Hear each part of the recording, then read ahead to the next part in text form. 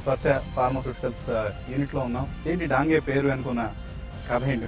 History back వెళ్ళాలంటే మా father is freedom fighter, so he was in Krishna district and he supported Telangana side పోరాటం. ఎందుకు ఈ transdermal drug delivery system? Every time వచ్చినప్పుడల్లా I use to see some cancer patients here. ఎందుకు వచ్చి ఇండియాలో మళ్ళీ ఫ్యాక్టరీ పెట్టాను బాబు అని బాధపడ్డారు? వెళ్ళిపోదాం అనుకున్న టైం మా ఫాదర్ అంటే తిరుకళ్ళకి వెళ్ళిపోతాయి. ట్రాన్స్ డెర్మల్ డ్రగ్ డెలివరీ సిస్టమ్ అనే ఒక ఆధునిక వైద్య విధానాన్ని భారతీయులకు అందించాలి అన్న సదుద్దేశం తపనతో కాలిఫోర్నియా నుంచి హైదరాబాద్కు తిరిగి వచ్చి ఇక్కడ స్పర్శ ఫార్మా ఇంటర్నేషనల్ అనే ఒక సంస్థను నెలకొల్పి అనేక సవాళ్లను అధిగమించేందుకు ప్రయత్నిస్తున్న వీరపనేని డాంగే ఈ వారం మన ఫ్రెండ్ సెటర్. ఈ కార్యక్రమాన్ని మీకు అందిస్తున్నవారు మ్యూచువల్ ఫండ్ సేవింగ్ యొక్క కొత్త విధానం. సమర్పిస్తున్నవారు it's better made better Skoda simply clever. Freedom refined sunflower oil, కొంచెం ఫ్రీడమ్ తో ఎంతో ఆనందం. సెంచురీ టూత్ పేస్ట్ మీరు వాడితే పంటి నరాన్ని హాయి పరుస్తుందండి. సహ సమర్పణ Vivo V series faster than faster. Vivo smartphone. News and gold herbal hair oil 100% ఆయుర్వేదం. వెంటనే ప్రతిఫలం.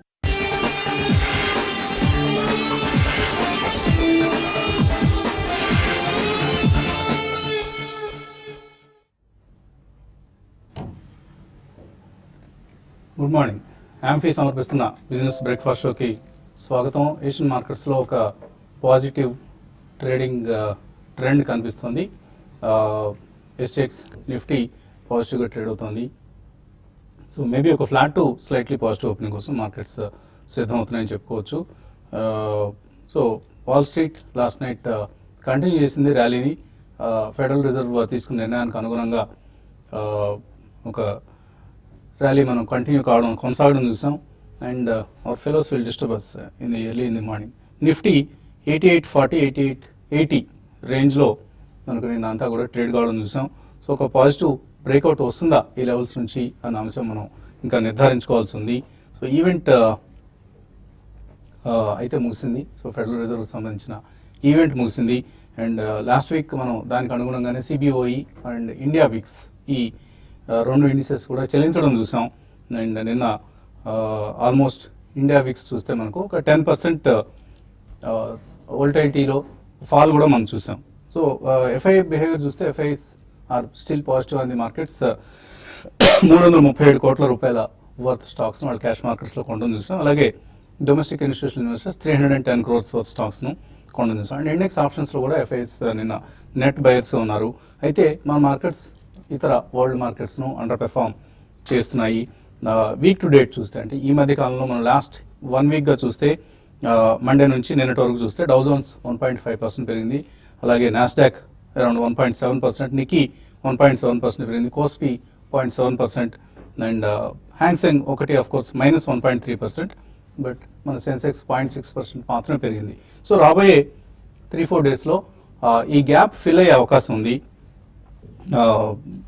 మేబీ మనకు సెన్సెక్స్ నిఫ్టీ రెండు కూడా ఇండెక్స్ పరంగా ఏదైతే ఇతర వరల్డ్ మార్కెట్స్ను అండర్ పెర్ఫామ్ చేస్తున్నాయో ఆ గ్యాప్ ఫిల్ అయ్యే అవకాశం కనిపిస్తుంది.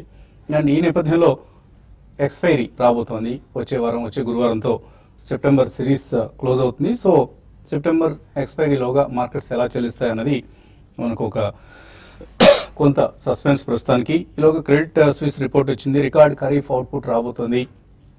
అండ్ ఫుడ్ ఇన్ఫ్లేషన్ చాలా వీక్గా ఉండబోతోంది అంటూ మన క్రెడిట్ స్విస్ రిపోర్ట్ వచ్చింది. సో దీంతో ఒక 100 basis points రేట్ కట్కి స్పేస్ ఉంది. ఇది ఇప్పటికిప్పుడు జరగకపోయినా రాబోయే నెలల్లో ఒక 100 basis points అంటే మార్కెట్స్ ఇప్పుడు ఎక్స్పెక్ట్ చేస్తుంది అప్ టు 0.25 నుంచి 0.5% రేట్ కట్స్ ఉండొచ్చని. సో క్రెడిట్ పాలసీ అతి సమీపంలో ఉంది. Next month Urjit Patel era ప్రారంభం కాబోతోంది. సో ఆయన ఎటువంటి first policy made in policy బెనిఫిట్ని మార్కెట్స్కి ఇస్తారన్నది ప్రస్తుతానికి అందరూ ఆసక్తి ఎదురు చూస్తున్న అంశం. సో ఇక 2 క్యూసే మనకు రాబోయే 3 నెలల పాటు అక్టోబర్ డిసెంబర్ క్వార్టర్ మనం సమీపిస్తున్నాం. సో అక్టోబర్ డిసెంబర్ క్వార్టర్ని మనం చాలా ఇంపార్టెంట్ క్యూగా భావించాలి. ఎందుకంటే అక్టోబర్లో మనకు ఆర్బీఐ క్రెడిట్ పాలసీ ఉంది. ఆ పాలసీలో వడ్డీ రేట్లు ఎలా తగ్గిస్తారన్న అంశాన్ని ఆసక్తి ఎదురు చూస్తున్నాం. అలాగే నవంబర్లో మనకు యుఎస్ ప్రెసిడెన్షియల్ ఎలక్షన్స్ ఉన్నాయి. తర్వాత డిసెంబర్లో మళ్ళీ యుఎస్లో ఫెడరల్ రిజర్వ్ వడ్డీ రేట్ల నిర్ణయం ఉంది. అండ్ అక్టోబర్లో మనకు ఎలాగూ క్వార్టర్లీ ఎర్నింగ్స్ రిపోర్ట్స్ వస్తూ ఉంటాయి. సో ఇవన్నీ కూడా రాబోయే నెలల్లో చాలా చాలా కీలకమైన అంశాలు. బట్ మ్యాక్రో పిక్చర్ మాత్రం ఇంప్రూవ్ అవుతుంది. నేను క్రెడిట్ స్విస్ రిపోర్టే చెప్పనవసరం లేదు. బట్ ఆల్ ఇన్ ఆల్ ఒక పాజిటివ్ ఎన్విరాన్మెంట్ మనం చూస్తున్నాం. ఎందుకంటే మాన్సూన్ మొన్నటి వరకు 5% డెఫిసిట్ అనుకుంది, ఇప్పుడు ఆల్మోస్ట్ 100% యావరేజ్కి సమీపంలోనే ఉందని చెప్పుకోవచ్చు. ఎందుకంటే హైదరాబాద్లో మనం ఇప్పుడు చూస్తున్న వర్షాలు దాన్ని ప్రూవ్ చేస్తున్నాయి. అలాగే డేఎస్ నుంచి ఫ్లోస్ కూడా ఇంప్రూవ్ అవుతున్నాయి. డేఎస్ కూడా నిన్న మన మార్కెట్స్లో నెట్ బయర్స్గా ఉండడం చూసాం. సో ఆల్ ఇన్ ఆల్ ఒక పాజిటివ్ బుల్ మార్కెట్ కొనసాగే అవకాశాలు ఎక్కువగా కనిపిస్తున్నాయి. సో ఇంతకుముందే మనం పదే చెప్పుకుంటున్నట్లుగా బ్యాంక్స్, ఫైనాన్షియల్ సర్వీసెస్ ఇవి స్ట్రాంగ్గా ఉన్న సమయం ఇది. ఫైనాన్షియల్ సర్వీసెస్ స్టాక్స్లో మనం ప్రత్యేకించి నిన్న లాస్ట్ అవర్లో ఎన్బిఎఫ్సి స్టాక్స్ స్ట్రాంగ్గా ఉండడం చూసాం. మేబీ రేట్ కట్ న్యూస్ నిన్న క్రెడిట్ స్విస్ రిపోర్ట్ బయటకు వచ్చినట్లుంది.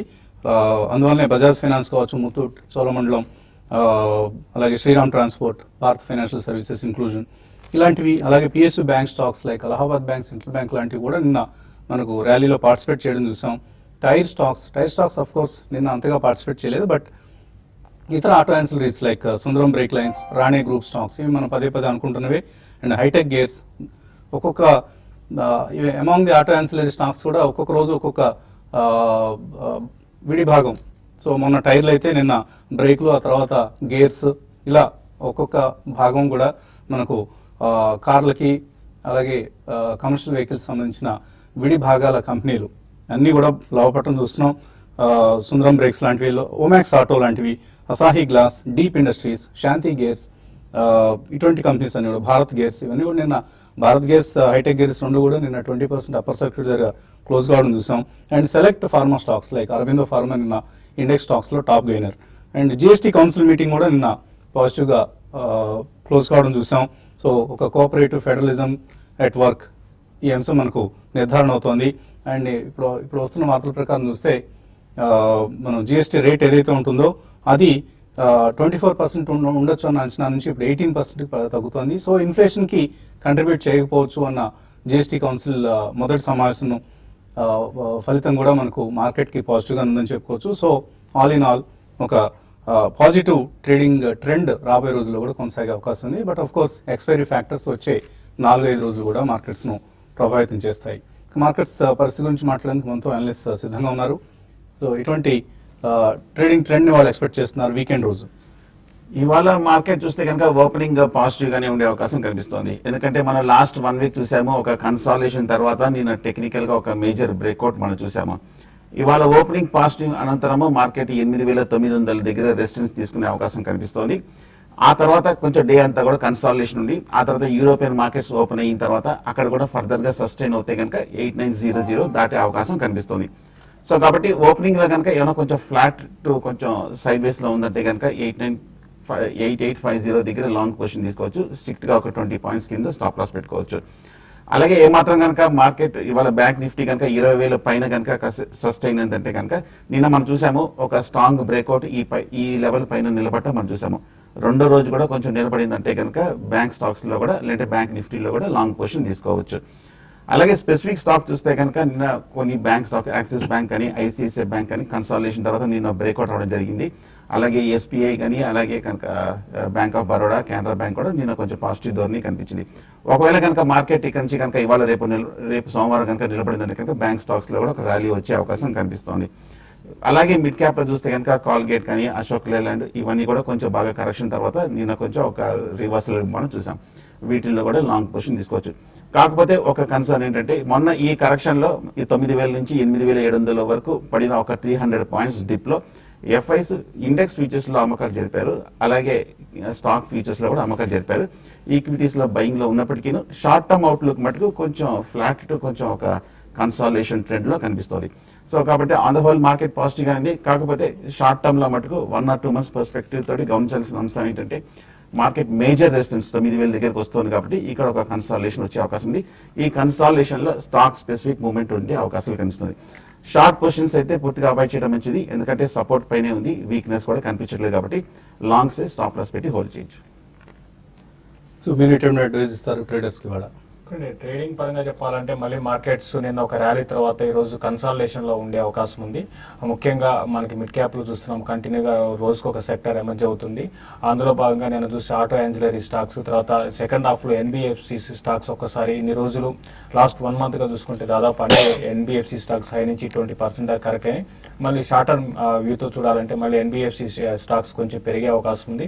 వాటిలో షార్ట్ టర్మ్ ట్రేడర్స్ పొజిషన్స్ తీసుకోమంటాను, ఓన్లీ స్పెక్యులేటివ్ బెట్ కింద తీసుకోమంటాను. బట్ ఇన్వెస్ట్మెంట్కి తీసుకునే వాళ్ళు మాత్రం లాంగ్ టర్మ్ మంచి ఎన్బిఎఫ్సి స్టాక్స్లోనే ఇన్వెస్ట్ చేసుకోవచ్చు. అదేవిధంగా నిఫ్టీ, బ్యాంక్ నిఫ్టీ కానీ నేను కానీ గమనిస్తే మనకి మార్నింగ్ వచ్చిన ఫస్ట్ 20-25 minutes వచ్చిన హై మళ్ళీ డే అంతా కూడా క్రాస్ కాలేకపోయినాయి. అయితే లాస్ట్ ఒక 45 minutes కొంచెం లో నుంచి రికవరీ మనకి 8850 పైన క్లోజ్ అయినాయి. బట్ నిఫ్టీ మాత్రం కంఫర్టబుల్ జోన్లో క్లోజ్ అయిందని చెప్పొచ్చు. అయితే బ్యాంక్ నిఫ్టీ మాత్రం నిన్న మార్నింగ్ సెషన్లో దగ్గరగా 2% దాకా పైన లాభపడిన బ్యాంక్ నిఫ్టీ దాదాపు డే అంతా కూడా వీక్గానే ఉంది. కాబట్టి బ్యాంక్ నిఫ్టీలో కొంచెం 20,200 దగ్గర రెసిస్టెన్స్ అనేది ఫేస్ చేసింది. దాంట్లో ఎవరైనా డే ట్రేడింగ్ కోసం అయితే సెల్ చేసుకోవచ్చు. తర్వాత బయింగ్ విషయానికి వస్తే Z1 ఈరోజు ఇంట్రాడే కోసం బై చేసుకోమని చెప్తాను. 524 ఆ లెవెల్ పైన కానీ సస్టైన్ కాగలిగితే 520 దగ్గర స్టాప్ లాస్ పెట్టుకోవచ్చు. 530 క్లోజర్గా 530 ఆ లెవెల్కి వచ్చినప్పుడు ప్రాఫిట్ బుక్ చేసుకోమంటాను. అదేవిధంగా లాస్ట్ కొన్ని రోజులుగా అరబిందో ఫార్మా చాలా స్ట్రెంత్ కనపరుస్తుంది. దీన్ని ఈ రోజు అని కాకుండా పొజిషనల్ ట్రేడర్స్ ఎవరి కరెక్షన్స్లోనూ కూడా బై చేసుకోవచ్చు. అదేవిధంగా డాక్టర్ రెడ్డి ల్యాబ్స్ ఒకటి కూడా ఒక అప్ ట్రెండ్ రావడానికి అవకాశం ఉంది. ఇది కూడా పొజిషనల్ ట్రేడర్స్ ఎవరి కరెక్షన్స్లోనూ కూడా బై చేసుకోవచ్చు. అయితే ఐటీ కంపెనీస్లో కొంత ఈరోజు సెల్లింగ్ అనేది రావచ్చు. ప్రైవేట్ బ్యాంక్స్లో కూడా కొంత ఈరోజు హయ్యర్ లెవెల్ సెల్లింగ్ రావచ్చు. ఈ విధంగా స్టాక్ స్పెసిఫిక్ ఉంటుంది. ఓవరాల్గా మార్కెట్స్ మాత్రం 8850 కిందకి కానీ వస్తే మాత్రం కొంచెం లాంగ్ పొజిషన్స్ని కట్ చేసుకోమని చెప్తాను. ఓకే అండి, కాలర్స్ లైన్ ఉన్నారు. మొదటి కాలర్ కుమార్ హైదరాబాద్ నుంచి. Hello hello hello, good morning sir. Morning అండి, అడగండి కుమార్. సార్, సన్ ఫార్మా గురించి తెలుసుకుందామండి. సన్ ఫార్మా 800 లో బై చేశాము. ఇప్పుడు బై బ్యాక్ పెట్టారు కదా, మా దగ్గర ఒక 130 షేర్స్ ఉన్నాయి. అది మొత్తం షేర్స్ బై బ్యాక్ చేస్తారా? ఏమైనా పర్సంటేజ్ లో 30:1 ఉంటుందా? ఎలా ఉంటుందా తెలుసుకుందాం. సో సన్ ఫార్మాలో బైబ్యాక్ ఎలా ఉండబోతోంది? సన్ ఫార్మాలో చూస్తే కనుక ఒక 900 రూపీస్లో బైబ్యాక్ అనేది వాళ్ళ అనౌన్స్మెంట్ చేయడం చూసామండి. అలాగే మీరు 800 రూపీస్లో కొన్నారు కాబట్టి హోల్డ్ చేయొచ్చు. ఎందుకంటే టెక్నికల్గా లాస్ట్ ఒక 1 or 2 months గా చూస్తే కనుక 850 రూపాయల నుంచి కరెక్షన్ అయ్యి 750, 780 దగ్గర బాగా కన్సాలిడేషన్ అయింది. లాస్ట్ 6 months గా చూస్తే కనుక లాంగ్ టర్మ్ కన్సాలిడేషన్ కూడా పూర్తయింది. ఈ 2 రోజులుగా కొంచెం వాల్యూమ్స్ తోటి కొంచెం రివర్సల్ కూడా రావడం చూసాము. బహుశా ఇది పాజిటివ్ గా తీసుకున్నట్టుగా కనిపిస్తోంది. ఇన్వెస్టర్లు కూడా ఈ లెవెల్లో కొంచెం అక్యుములేట్ చేస్తున్నారు కాబట్టి ఇమ్మీడియట్ డౌన్ సైడ్ రిస్క్ కూడా లేదు. మీరు చక్కగా హోల్డ్ చేయొచ్చు. వీలుంటే కనుక ఎవరైనా ఫ్రెష్ బయింగ్ కూడా ఈ లెవెల్లో తీసుకోవచ్చు కూడా సన్ ఫార్మాని. తర్వాత కాలర్ విశాఖపట్నం నుంచి Prasad.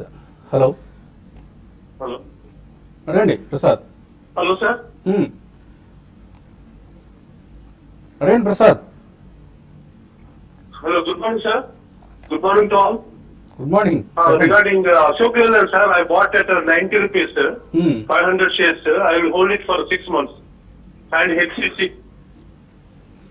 Ashok Leyland and HCC ఏం చేయాలి? అశోక్ లేలాండ్ కంటిన్యూగా చూస్తున్నామంటే కొంత లాస్ట్ ఒక 4-5 నెలలుగా చూసుకుంటే 100 రూపీస్ నుంచి స్లోగా కరెక్ట్ అవుతూ వచ్చింది. అయితే 80 దగ్గర చాలా స్ట్రాంగ్ ఆగిందండి.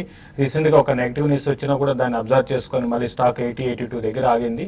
కాబట్టి మీరు హోల్డ్ చేయొచ్చండి. అయితే మీరు లాంగ్ రన్ మళ్ళీ 6 to 8 months అని చెప్పలేం, కానీ కొంచెం మీరు అంతకన్నా కొంచెం ఎక్కువ కాలం మీరు హోల్డ్ చేయగలిగితే మళ్ళీ స్టాక్ లో towards 100 వైపు వెళ్లే అవకాశం ఉంది.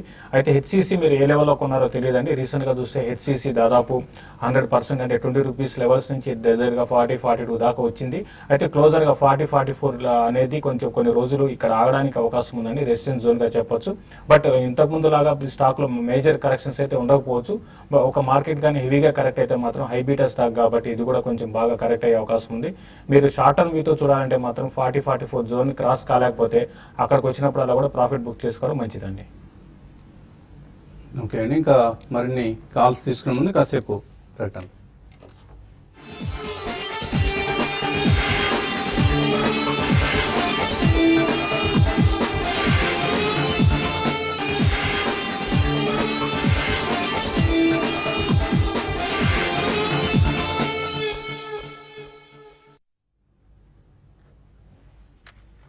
ఎంఫీ సమర్పిస్తున్న బిజినెస్ బ్రేక్ఫాస్ట్ షోకి తిరిగి స్వాగతం. కాలర్స్ లైన్లో ఉన్నారు. తర్వాత కాలర్ సరస్వతి ధర్మవరం నుంచి. హలో, నమస్తే సార్. నమస్తే అండి, అడగండి సరస్వతి గారు.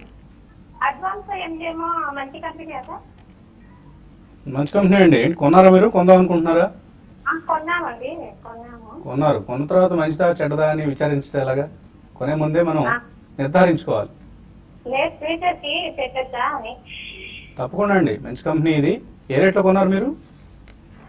1400 కొన్నామండి. ఓకే, సో అది కొన్న ధర కరెక్ట్ ధరేనా? ఇంకా మళ్ళీ ఏమైనా యాడ్ చేసుకోవచ్చా, లేకపోతే ఎలా ఉంది? టెక్నికల్ ఎలా కనిపిస్తుంది? టెక్నికల్ గా కూడా చాలా బుల్లిష్ గానే కనిపిస్తుంది. ముఖ్యంగా లాస్ట్ ఒక 1 మంత్ గా చూస్తే కనుక 1350 నుంచి 1700 కూడా దాటం చూసాము. మీరు కరెక్ట్ గా బాగా కన్సాలిడేషన్ అయ్యి అప్పుడే అప్ మూవ్ బిగిన్ అవుతున్న టైంలో లో ప్రైస్ లోనే తీసుకున్నారు. మంచి ప్రైసింగ్ టైమింగ్ అడ్వాంటేజ్ కూడా ఉంది కాబట్టి ఫండమెంటల్ కూడా చాలా స్ట్రాంగ్ గా ఉంది కాబట్టి అవుట్లుక్ కూడా చాలా పాజిటివ్ గా ఉంది. మార్కెట్స్ కూడా ఒక న్యూ హైకి వెళ్తుంది కాబట్టి ఏ మాత్రం market next up trend begin అయిందంటే కనుక నెక్స్ట్ ఈజీగా 2000 వరకు కూడా వెళ్ళే అవకాశం కనిపిస్తుంది. హోల్డ్ చేయండి. ఒకవేళ షార్ట్ టర్మ్ లో అయితే కనుక 1800, 1900 లెవెల్లో షార్ట్ టర్మ్ లో ప్రాఫిట్ బుక్ చేయొచ్చు. ఎందుకంటే షార్ట్ టర్మ్ లో కొంచెం ఓవర్ బాట్ పొజిషన్ లోకి వస్తుంది కాబట్టి ఒక కన్సాలిడేషన్ అనేది వచ్చే అవకాశాలు కనిపిస్తుంది. సో తప్పకుండా హోల్డ్ చేయండి. Advance engines is a good company అండి. మంచి కంపెనీలో మీరు ఇన్వెస్ట్ చేశారు, కంగ్రాచులేషన్స్. అండ్ లాంగ్ టర్మ్ కోసం కూడా అట్టి పెట్టుకోదగిన షేర్ ఇది. So hold it for now. తర్వాత కాలర్ విజయసాగర్ ప్రకాశం జిల్లా నుంచి. Hello. Hello, very good morning sir. All of you. Morning అండి. సార్, నాకు 2 to 3 years హొరైజన్ లో లాంగ్ టర్మ్ ఇన్వెస్టర్ నేను. Automobile sector, next NBFCs, non banking housing finance sectors, దాని గురించి recommendations ఏమని చెప్పాలి సార్? సో అందరూ ఇప్పుడు చక్కగా క్రేజ్గా కొంటున్న సెక్టర్స్లోనే మీకు స్టాక్స్ కావాలి. ఆటోమొబైల్స్, ఎన్బిఎఫ్సిస్, ఆటో యాన్సిలరీస్ కూడా మీరు కన్సిడర్ చేయండి. ఆటోమొబైల్స్లో 2 రకాలు ఉంటాయి. అంటే వాహనాలు, మన రోడ్డు మీద కనిపించే వాహనాల కంపెనీలు కాకుండా ఆ వాహనాల విడి భాగాలు తయారు చేసే కంపెనీలని ఆటో యాన్సిలరీస్ అంటాం. సో ఈ 2 రంగాలకు చెందిన స్టాక్స్ని మీరు యాడ్ చేసుకుంటూ వెళ్ళండి. ఎటువంటి స్టాక్స్ని మీరు ఈ టైంలో రికమెండ్ చేస్తారు? అన్ని స్టాక్స్ కూడా బాగా పెరిగే ఉన్నాయండి. ఆటోమొబైల్లో చూసుకుంటే మీరు టాటా మోటార్స్ ని మీరు ఎవరీ కరెక్షన్స్ లోనూ కూడా లాంగ్ టర్మ్ కోసం ఫ్రంట్ లైన్ బై చేసుకోవచ్చు. ఈవెన్ టీవీఎస్ మోటార్స్ కూడా కన్సిడర్ చేయొచ్చు అండి. అయితే ఆటో యాన్సిలరీ విషయానికి వస్తే దాదాపు అన్ని కూడా బాగా పెరిగిపోయి ఉన్నాయి. అయితే గ్యాబ్రియల్ ఇండియా కూడా చూస్తే ఒక 75 రూపీస్ నుంచి కూడా రీసెంట్ గా 122 దాకా వచ్చింది. దీన్ని మీరు లాంగ్ టర్మ్ కోసం ఆటో యాన్సిలరీ స్పేస్ లో మంచి ఫండమెంటల్స్ బాగున్నాయండి. దీన్ని మీరు ఒక 1.5 year కోసం అయితే గ్యాబ్రియల్ ఇండియాని ఎవరీ కరెక్షన్స్ లో కూడా బై చేసుకోవచ్చు. సో అలాగే గేర్స్కి సంబంధించిన companies and Sundaram brake lines, ఈ కంపెనీ కూడా మీరు కొనుక్కోవచ్చు ఎప్పటికప్పుడు తగ్గినప్పుడల్లా. అండ్ అసాహి గ్లాస్ లాంటి కంపెనీస్, అలాగే డీప్ ఇండస్ట్రీస్ లాంటి కంపెనీస్, ఇటువంటి స్టాక్స్ అన్నింటినీ మీరు డిక్లైన్స్లో తీసుకుంటూ ఉండండి. బాగా హీట్ ఎక్కిపోయిన సమయం ఇది ఈ స్టాక్స్ అన్ని కూడా. అండ్ ఎన్బిఎఫ్సిస్లో you can try M&M financials or Muthoot finance, SKS micro, Bharat financial inclusion అంటాం. అటువంటి ఈ స్టాక్స్ మీరు or even capital first of course కొద్దిగా మనకు హై ప్రైస్గా అనిపిస్తుంది. Ujjivan and Equitas, they are both banking and finance, 2 రంగాలని రిప్రజెంట్ చేసే స్టాక్స్ ఇవి. Small finance banks, Ujjivan financial services and Equitas, ఇవి తగ్గినప్పుడు కొనుక్కుంటూ ఉండండి. ఈ స్టాక్స్లో మీకు బ్యూటిఫుల్ రిటర్న్స్ వస్తాయి. అలాగే ఇవాళ L&T tech services IPO list కాబోతోంది. సో ఏ రేట్లో లిస్ట్ అవుతుంది మరి కొద్దిసేపట్లో మనకు తెలియబోతుంది. తర్వాత కాలర్ విజయలక్ష్మి హైదరాబాద్ నుంచి. హలో. హలో, గుడ్ మార్నింగ్ అండి. మార్నింగ్ అండి. నా దగ్గర క్యాడీలో 600 ఉన్నాయండి. లుపిన్ 126 ఉన్నాయండి.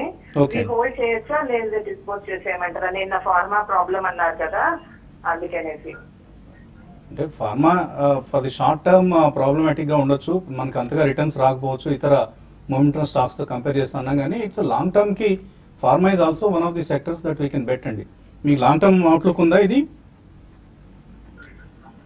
హలో. ఓకే అండి, విజయలక్ష్మి గారు కాల్ కట్ అయింది. But Cadila and Lupin hold చేయొచ్చా? Say if she has to hold it for 1 to 2 years. Hold చేయండి. 2 ఫార్మా స్టాక్స్ చూస్తే కనుక బాగా స్ట్రాంగ్ గా ఉన్న కంపెనీస్. కాకపోతే క్యాడిలా మటుకు చాలా అప్ ట్రెండ్ లో ఉన్న స్టాక్. ఈ మధ్య కాలం కూడా మనం 400 వరకు ఈ మధ్య కొంచెం పెరగడం మనం చూసాము. కాకపోతే షార్ట్ టర్మ్ లో కనుక ర్యాలీ వచ్చినప్పుడు 430, 440 దగ్గర స్ట్రాంగ్ రెసిస్టెన్స్ కనిపిస్తుంది. లాస్ట్ 6 months లో హై అదే. అక్కడి నుంచి మన సెల్లింగ్ ప్రెషర్ కూడా మనం రావడం చూసాము. ఒకవేళ షార్ట్ టర్మ్ అయితే కనుక క్లోజర్ టు 440 దగ్గర మీరు షార్ట్ టర్మ్ ప్రాఫిట్స్ బుక్ చేసి మళ్ళీ రీఎంటర్ అవ్వచ్చు. 1 or 2 years అయితే కనుక ఈ గ్రోత్ స్టోరీ ఇంకా ఇంటాక్ట్ గా ఉంది కాబట్టి మీరు హోల్డ్ చేయొచ్చు. లూపిన్ మటుకు మనం చూసాము ఈ మధ్యకాలంలో లాస్ట్ 6 months గా అండర్ పెర్ఫార్మ్ చేస్తున్న స్టాక్ మార్కెట్ పెరుగుతున్నప్పటికీ కొంచెం డిక్లైనింగ్ ట్రెండ్ లో 2130 రూపాయల నుంచి 1450 వరకు పట్ట మనం చూసాము. ఈ లెవెల్లో కూడా కరెక్షన్ ఆగింది. ఫార్మా సెక్టర్ లో ఈ 2 స్టాక్స్ లో ఈ లూపిన్ లో ఉన్న ఒక నెగటివ్ న్యూస్ అన్నిటి కూడా కొంచెం అబ్జర్వ్ చేసినట్టు కనిపిస్తుంది. డౌన్ సైడ్ రిస్క్ ఏం లేదు, హోల్డ్ చేయండి. ఒకవేళ ర్యాలీ వస్తే కనుక ఇక్కడ నుంచి టర్న్ అరౌండ్ అయ్యే అవకాశాలు కనిపిస్తుంది టెక్నికల్ గా. కిరణ్ సుమేధ మెయిల్ పంపించారు. టెరా సాఫ్ట్వేర్ ఇది ఒక ఐటీ కంపెనీ, ప్రస్తుతం AP optic fibre net project handle చేస్తుంది. సో ఈ షేర్స్ హోల్డ్ చేస్తున్నట్టు లాంగ్ టర్మ్ కోసం ఎలా ఉంటుంది అంటున్నారు. అంత స్ట్రాంగ్ కంపెనీ అయితే కాదండి. వాళ్ళకు ఏపీ ప్రభుత్వంతో ఉన్న సంబంధాల కారణంగా ఆర్డర్ రావడం జరిగింది ఫైబర్ ఆప్టిక్ ప్రాజెక్ట్ అనేది. బట్ ఆ ఒక్క ప్రాజెక్ట్ ఆధారంగానే వాళ్ళ ఫైనాన్షియల్స్ మనుగడ సాగించాల్సిన పరిస్థితి. క్యాష్ క్రంచ్ ఉన్న కంపెనీ, అంత స్ట్రాంగ్ కంపెనీ కాదు. ర్యాలీస్లో బయటపడిపోయి ఇంకా better IT stocks, mid cap IT stocks మీరు కొనుక్కోవచ్చు. మేబీ ఇవాళ లిస్ట్ అవుతుంది ఎలాంటి టెక్ సర్వీసెస్, అది కనుక ఇష్యూ ప్రైస్ కంటే కొద్దిగా ఒక 10% డిస్కౌంట్ కనుక దొరికినప్పుడు అటువంటి స్టాక్స్ కొనుక్కోవచ్చు. ఆర్ ఈవెన్ ఎస్ సైంట్, ఇటువంటి కంపెనీస్ని మీరు పోర్ట్ఫోలియోకి యాడ్ చేసుకోండి. బట్ అవాయిడ్ టెరా సాఫ్ట్వేర్, ర్యాలీస్లో ఎగ్జిట్ అయిపోండి. తర్వాత గౌతమ్ ఫ్రమ్ బెంగళూరు అడుగుతున్నారు, there is a big feeling of a war between India and Pakistan. ఒకవేళ అది కనుక జరిగితే ఏం చేయాలని. సో ఒకవేళ ఆ టైంలో కనుక ఇండియా పాకిస్తాన్కి యుద్ధం వచ్చి మార్కెట్స్ కనుక పడితే it's a good buying opportunity for the stock market investors. So అటువంటివి జరిగినప్పుడు, లేదా రేపు నవంబర్ యుఎస్ ప్రెసిడెన్షియల్ ఎలక్షన్స్ ముందు మార్కెట్స్ పడతాయని కొంతమంది ఊహిస్తున్నారు. సో అదే కనుక జరిగితే it's a good buying opportunity అవుతుంది. And Indian macro fundamentals are intact. యుద్ధం వచ్చినా రాకపోయినా కూడా ఇట్స్ ఏ షార్ట్ టర్మ్ ఫినామినానే అవుతుంది. అండ్ ఇప్పుడున్న తరుణంలో యుద్ధాలకి వెళ్తారని మనం ఊహించడం కూడా కష్టం అండి. ఎందుకంటే యుద్ధానికి వెళ్తే 2 దేశాలకు కూడా నష్టం. అది ఇప్పుడు ఇక నుంచి యుద్ధాలన్నీ కూడా న్యూక్లియర్ వెపన్స్తోనో లేకపోతే హెలికాప్టర్స్తోనో విమానాలతోనో జరిగే యుద్ధాలు కావు, ఎకనామిక్ వార్స్ మాత్రమే ఉంటాయి. సో అలా పాకిస్తాన్ అన్ని వైపుల నుంచి మన ప్రభుత్వం ఇరకాటంలో పడేసే ప్రయత్నం చేస్తుంది with other support from other global countries. So అలా చేయాల్సిందే తప్ప ఫిజికల్గా యుద్ధానికి వెళ్తే 2 దేశాలకు నష్టం. కాబట్టి మన నాయకులు అటువంటి ప్రయత్నానికి చేయరనే ఆశిద్దాం.